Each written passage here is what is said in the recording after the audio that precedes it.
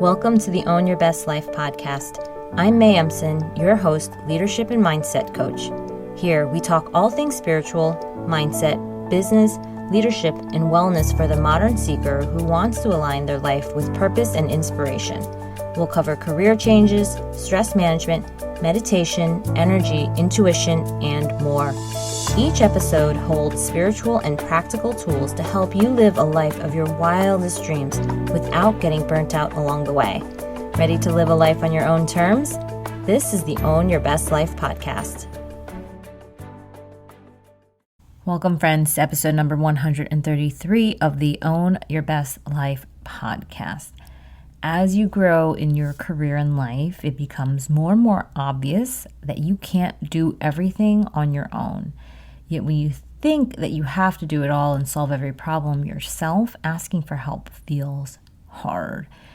Doing it all is what got you here, but asking for help is what gets you there, to that place of surrender, of openness to change. And if you're realizing that it doesn't make sense for you to do it all yourself anymore, today's podcast is for you. We will review 3 mindset shifts to make to keep yourself accountable to your dreams. So progress has a cycle and a pattern. I've seen it time and time again. The difference that makes a difference is where people stop and when people keep going. Pausing at the appropriate time will give you exactly what you need to move forward. Stopping at the appropriate time will give you time to rest and recover.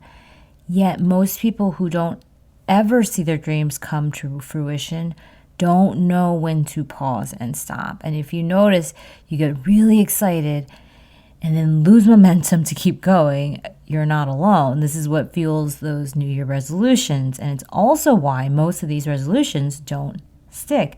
And I've noticed 3 mindset shifts that are in those that keep making progress towards their dreams, and I am sharing them with you today. So here are the 3 mindset shifts to help keep you accountable to your dreams. The first one is I'm figuring it out. There's a sneaky thought that occurs when we try new things and we don't see results in the expected time frame. And that thought is, if it hasn't happened yet, it's never going to happen. What if that isn't the case? If you're doing this thing alone, you'll often hear that thought and never combat it. You'll resign yourself to staying exactly where you are. Being where you are isn't a problem, but there's a difference between staying where you are and making progress versus staying where you are and giving up. You're not meant to stay in the status quo. You are in the process of figuring it out. And coaching helps you in that process of figuring it out because you advance your thinking. Advancing your thinking isn't just thinking more about the same thing in the same way. That's just ruminating. It's advancing, evolving, and thinking differently, opening up a possibility or a new angle you never saw before. You realize that the obstacle you've been stuck on for so long can be solved, and that even if you've never solved it before, it's likely happened to other people like you before. It's something that your coach has seen. It isn't new, unique, and special to you. Figuring out means you're doing something in a way where you are learning and you're finding out how the puzzle pieces fit together. You're trying new things. That is a point to make. Sometimes we wonder why things haven't happened yet, and we ask ourselves, am I actually trying things? And if we're not trying new things, if we're not putting things out there into the world, whether it's ourselves and our actions that come from the thought of let's do this, then we can't really be impatient, can we? So you are trying new things, and in the process, you are learning about yourself.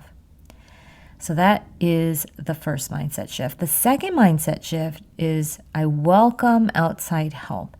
Welcoming outside help is going to be fundamental to your success. I've committed myself to always having a coach or a teacher, someone to check in with and expose my own thinking to, who won't judge me, but will instead hold me in a safe space where I can share my doubts and my fears.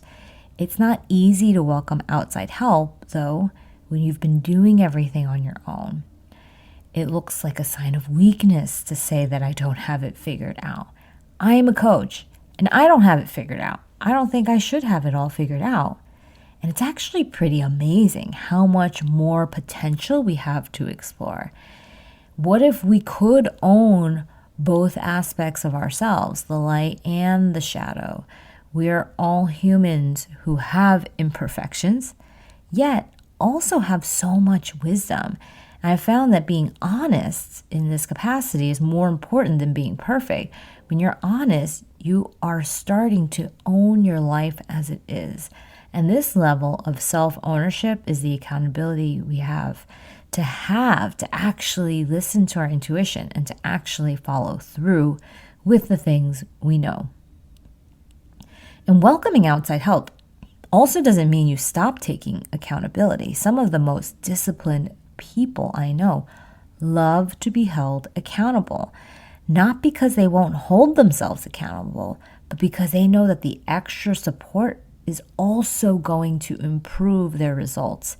It's going to improve their experience of failing, their experience of trying new things, their ability to raise their tolerance to feel all emotions, including joy. And we often think that accountability is some kind of consequence-based outside force that is full of pressure. But often we use this kind of healthy accountability to hold us to our ideals. I want to be held accountable to who I am when I'm fully alive, when I'm fully trusting and sharing my best wisdom. I want to be held accountable for not looking past fears or judgments. So being held accountable is to remind yourself of who you are at your best and what you know at your best. That you are more resourceful than you realize, that you do know the answer, that you can learn how to do this differently, that you are allowed to fail and get back up again, that you get to celebrate all that is right in this moment because it's too easy to focus on what's wrong all the time. And the more vulnerable I've become and welcoming in terms of outside help in my family, my work, my personal life, the better results I've achieved. I've definitely tried to go it alone, and I'm definitely not doing life alone right now, nor would I want to. Exploring your dreams and your goals gets to be an experience that allows you to connect with other people and to rely upon them in different ways. And growing up, I had that notion that I should work harder than others and be more independent. And while that was a good thing, it also isolated me from people. That mantra of I can do everything myself, it wasn't just a point of pride, but it was also a point of separation. And at times I grew resentful of others who weren't bending over backwards to figure things out on their own. If I could do it, couldn't they? And this is when I knew that this thought didn't make sense anymore. That sense of judgment and frustration was a signal that all this work made me less compassionate and more demanding. And while this works to a certain degree, it doesn't work in the long term. How long could I punish myself for not doing it well? It wasn't a great strategy for anything that required unlocking true long-term potential. Because fear limits our ability to bring out the best in ourselves over and over again. It might work in one instance or another, but when we continue to tap into fear as that driving force, it takes a toll on our bodies and our minds. And I realized that this wasn't the kind of experience I wanted to have while achieving. Hence, creating Spiritual Achiever and that whole movement of modern seekers who are looking for a different way to get the results that they're looking for in their lives. And the thing is, I knew that if I knew how to do it differently, I would have. And this is why I looked for outside help. Whether it was coaches, teachers, functional doctors, people who are more holistic and caring about me than I was for myself at those times. So welcome all of the outside help, lean in, and you will find that sense of community is what actually lifts us up. All right, that is mindset shift number 2. Now on to number 3, which is this really fun thought, which is this can be so much fun. I also want to encourage people to have fun. That if we can find fun and happiness in the process and the journey, it makes it so much easier to keep yourself accountable to your goals. This is why the best workout is the one that you'll do consistently. The best thing or method or process is the one that makes sense for you. So you discovering your own process for how you thrive and how you learn best is part of the journey. And this is what I help people do. Figure out their unique blueprints. And if you skip past that journey, you'll miss out on so much. That anticipation, that thrill of seeing yourself change, seeing yourself grow, that foundation of learning that you now just know, the things you just embody. And it's like saying you want to miss out on all the years of your life so you can be old, because that's the end when you die. And it sounds so dramatic, but it's a parallel that will make you think, what if you waited until you were about to die to feel like you can finally have some fun? And it's not that far off from what people subconsciously think, especially those who have big goals and demand a lot of themselves. And the thing I want you to know is not everyone is going to have fun the way you will, which means that when you pick your goals and your ambitions, whether it's define spirituality in your work or improve your health, you will define fun for yourself. And when I coach, it reminds me of how amazing people truly are. You would think that it's all problems when I'm coaching and all heavy stuff, but in reality, you see so much that gives you hope for humanity. People care. They want to do better. They feel real feelings of depth, and they still keep trying. They are interesting people who don't think of themselves as interesting, and they have the most amazing lives filled with so much fun on their journeys, even if they are mixed in with stress and harder times. And so this can be so much fun, is that mindset that drives consistency. It reminds ourselves that even when it's not feeling fun, which it won't always, it can be so much fun. And without any bit of celebration or enjoyment, we're going to fixate on everything that doesn't work and isn't happening. We find more things that are not fun, and it makes sense then to just stop. And I'm not encouraging you to pursue pain for pain's sake. What I am encouraging you to do is to actually see that when you're not having fun, you might just be expecting to be at the end of the journey. You might resent that you actually have to take some time to grow, and that the things don't just happen immediately. You might not be seeing yourself the way I see you, as these bright, energetic beings that have so much to offer and experience and love right now. You, I'm talking to you, are more amazing, and life can have so much more in store for you than you realize. Both these things are true, but it doesn't exist in the future. Having fun now, finding happiness in the process of living every single day and second is the energy that will fuel you to not wait to feel successful. And this isn't something to rush towards. This journey is something to enjoy. Be bigger than the dopamine hits you get from checking off a box and finding yourself waiting for the next box.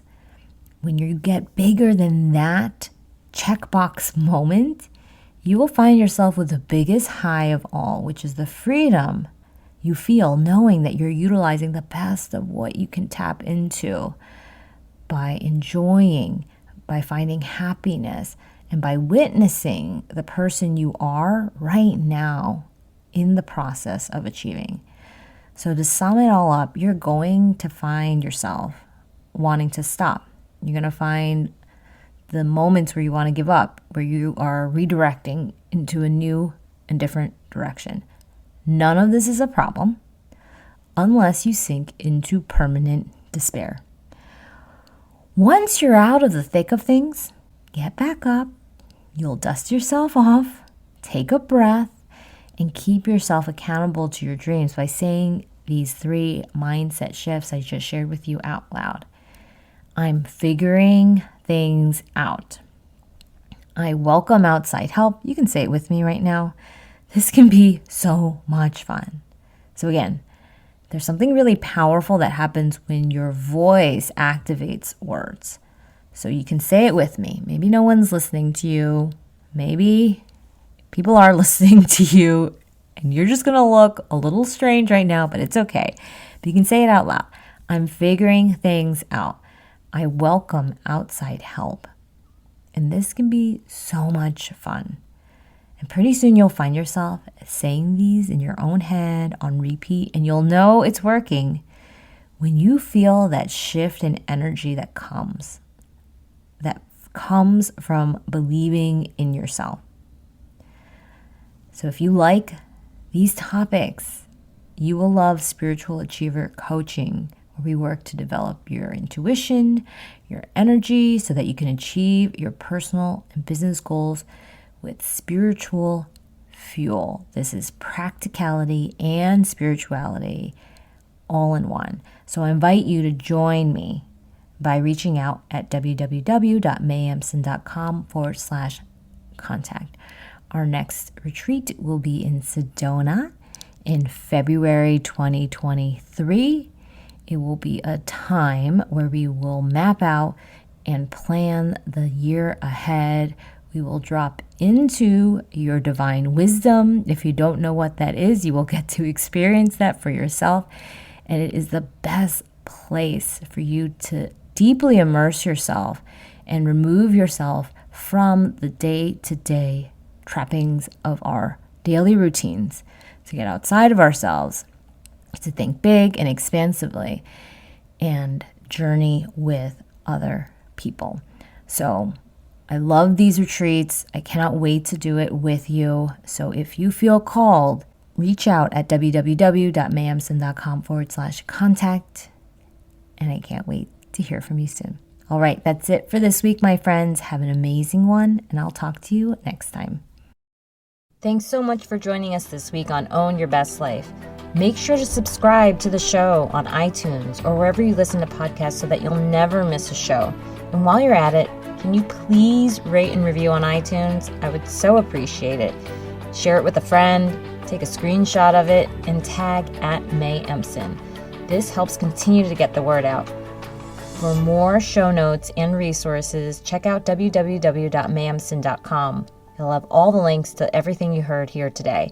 Thanks so much for listening. It's time to own your best life.